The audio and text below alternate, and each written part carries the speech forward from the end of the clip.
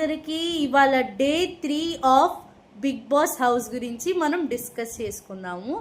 Episode మొత్తం ఎవరు కనిపించారో మీరు చెప్పండి. గుడ్డు పోయిందంట గుడ్డు. సో ఎందుకో శ్రీజ పాస్ చేసిన స్టేట్మెంట్ అబౌట్ సంజన గారు ఈజ్ కరెక్ట్ ఏమో అనిపిస్తుంది. ఏమీ లేకున్నా సరే ఫుటేజ్ కోసం చేస్తున్నారా అనే డౌట్ నుంచి పోస్ట్ పార్టం డిప్రెషన్ అనే స్టేజ్కి అండ్ అసలు ఆమె నిజంగా అలా చేస్తున్నారో లేదో కూడా తెలియని ఒక కన్ఫ్యూజన్ స్టేట్లో జనాలందరినీ పెట్టేశారు. సో అదంతా పక్కన పెట్టేస్తే నిన్న మొత్తం ఫుల్ రచ్చ రంబోలా చేసేసారు ఒక్క గుడ్డుతో. మేబీ సంజన గారు ఆ గుడ్డు తీసుకున్న తర్వాత బయటకు వచ్చి అందరూ అడిగినప్పుడు డిస్కస్ చేసినప్పుడు హరీష్ గారు చెప్పారు, మీరు తీసుకుని ఉంటే ఓకే, నేనేం ఫీల్ అవ్వను, చెప్పేసేయండి అని. సో అట్లా చెప్పేసి ఉంటే బాగుండేది. ఇంత డిస్కషను, ఇంత గొడవ ఇదంతా అవ్వకపోయేది. అదంతా అడుగుతున్నా కూడా ఆమె లోపలికి వచ్చి రీతు చౌదరితో ఏం చెప్పారంటే, ఇదంతా కూడా తెలిసినా సరే పర్లేదు, ఒక నవ్వి వదిలేస్తాను అని. అంటే సో అక్కడ క్లియర్గా అర్థమవుతుంది ఆమె ఇంటెన్షనల్గానే చేశారు. ఎనీవేస్ ఆమె ఇంటెన్షనల్గా చేసినా ప్రజలందరూ ఎంటర్టైన్మెంట్ ఫీల్ అయ్యారు కాబట్టి ఓకే, ఈ వీక్కి సేవ్ అవుతారని అనుకోవచ్చు.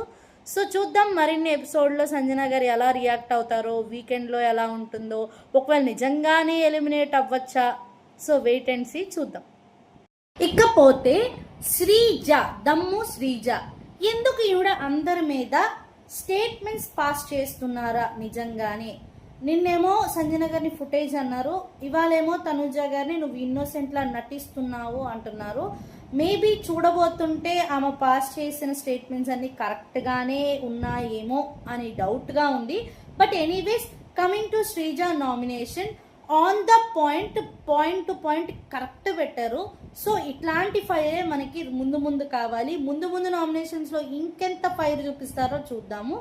అండ్ కమింగ్ టు తనుజ గారు, వాళ్ళందరూ ఏం చెప్తున్నారు అంటే, యాక్చువల్గా ఇక్కడ అందరూ కామనర్స్ ఒక తప్పు చేస్తున్నారండి. ఏం తప్పు చేస్తున్నారు అంటే, అక్కడ బిగ్ బాస్ క్లియర్గా మెన్షన్ చేశారు, మీకు నచ్చిన ఫుడ్ని చేయించుకొని తినాల్సిన బాధ్యత మీది అని.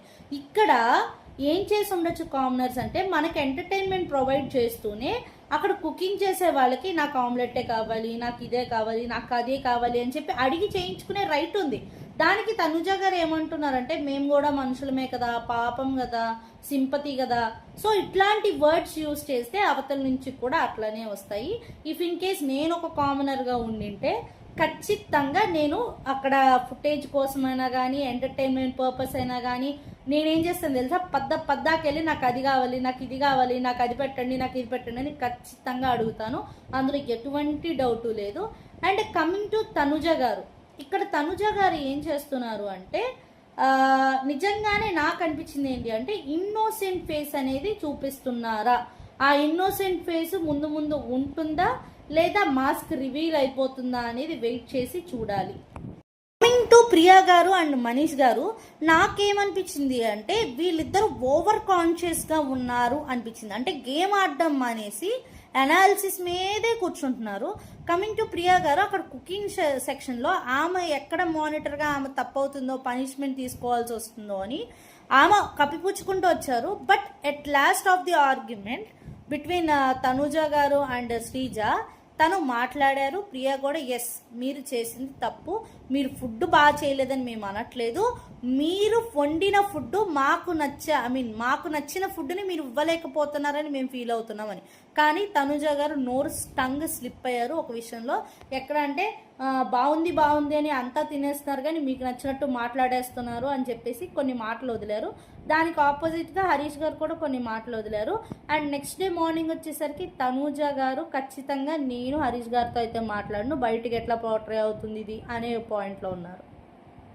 Coming to Emmanuel and Tanuja, Emmanuel చాలా మంచిగా తనుజని ఓదార్చారని చెప్పుకోవచ్చు. బట్ ఇక్కడ తన పాయింట్ ఎట్లా ఉంది అంటే, ఇమాన్యుయల్ పాయింట్, వాళ్ళందరూ వేరు, మనం వేరు, ఇతను రీతు చౌదరి ఫీల్ అయ్యింది అంటే అది మనం చెప్పుకుందాము, వాళ్ళతో నీకేంటి అన్నట్టు ఒక టైప్ ఆఫ్ ఇది క్రియేట్ చేస్తున్నారనిపించింది. అండ్ ఇమాన్యుయల్ అండ్ భరణి గారు ఇద్దరు కూడా మనం కామనర్స్, వాళ్ళు కామనర్స్, మనం సెలబ్రిటీస్, వాళ్ళొక గ్రూపు, మనం ఒక గ్రూపు అనే డిస్కషన్లో ఉన్నారు. ఎందుకో ఇది అన్ని టైమ్స్ వర్కౌట్ అవుతుందని అనిపించట్లేదు. చూద్దాం ముందు ముందు బిగ్ బాస్ గారు వేసే ప్లాన్స్ ప్రకారం గ్రూప్స్ అన్ని చేంజ్ అయిపోతాయి కాబట్టి అప్పుడు ఎలా రియాక్ట్ అవుతారో చూద్దాము. అండ్ భరణి గారు నాకేమనిపిస్తుందంటే నిజంగానే భరణి గారు ఒక ఏమంటారంటే ఒక లీడర్ ఏమంటారంటే ఒక లీడర్గా ఉన్న వ్యక్తి ఏది చెప్తే అవతల వ్యక్తులు వాళ్ళు వినడం స్టార్ట్ చేస్తారు. అట్లనే ఈ భరణి గారు ఏం చేస్తున్నారంటే రేకెత్తిస్తున్నారు అనమాట వీళ్ళందరినీ. మనం వేరే గ్రూప్, వాళ్ళు వేరే గ్రూప్, వాళ్ళు చూసావా క్లమ్జీగా ఉన్నారు, వాళ్ళు చూసావా ఇలా ఉన్నారు. నాకెందుకో ఒక టైప్ ఆఫ్ హౌస్ని ఏలాలి, నేను హౌస్లో నేనే పెద్ద, హౌస్కి నేనే దిక్కు అంటూ ఒక సాఫ్ట్ కార్నర్ చూపించి అందరినీ పడేస్తున్నారేమో అని డౌట్గా ఉంది. మీకు కూడా అలానే ఉంటే కామెంట్ సెక్షన్లో మెన్షన్ చేయండి. సుమన్ శెట్టి గారి గురించి నేను మనం మాట్లాడుకున్నాము, యాక్టివ్గా లేరనుకున్నాము. ఆయన అప్పటికప్పుడు ఇన్స్టెంట్గా యాక్టివ్గా తీసుకొని ఆయనకి ఇచ్చిన ఏదైతే నామినేషన్ టాస్క్ సుత్తి పట్టుకోవడంలో గెలిచారని చెప్పుకోవచ్చు. ఎస్, హీఈస్ క్లియర్, బాగానే యాక్టివ్గా ఉన్నారు. ఇంకా ముందు ముందు గేమ్స్లో ఇంకా యాక్టివ్గా ఉంటే మనం అనుకున్న సుమన్ శెట్టి గారు మనకి రీచ్ అవుతారు అనుకోవచ్చు. అండ్ ఫుడ్ విషయంలో కూడా చిన్న కామెడీ చేశారు, బాగుంది. ఇంటూ సంజన గారు, ఎందుకు సంజన గారు ఇలా బిహేవ్ చేస్తున్నారు అనే ఆప్షన్ని మనం ఇంకా ఆలోచించాల్సి ఉంటుంది. ఒక్క గుడ్డుతో మొత్తం ఎపిసోడ్ని క్రాక్ చేశారంటే ఆలోచించాలి ఎంత బాగా ఎంటర్టైన్ చేస్తున్నారో. ఇది ఆమె స్ట్రాటజీనా, లేకపోతే ఇది ఆమె పోస్ట్ పార్టం డిప్రెషనా, లేదా ఆమెకు తెలియట్లేదా హౌస్లో ఎలా ఉండాలి అనేది ముందు ముందు ఎపిసోడ్లో మనం చూస్తే క్లారిటీ వచ్చేస్తుంది. సో నేనైతే సంజన గారి ప్లేస్లో ఉంటే మాత్రం మంచి ఫుటేజ్ ఇచ్చారని చెప్పుకోవచ్చు. బాగుంది, ఎంటర్టైనింగ్గా ఉంది. బట్ దానివల్ల భరణి గారు, తనుజ గారు వీళ్ళందరూ ఫీల్ అవ్వడం జరిగింది. ఓకే, ఎనీవేస్ గుడ్ ఎంటర్టైనింగ్, బాగుంది.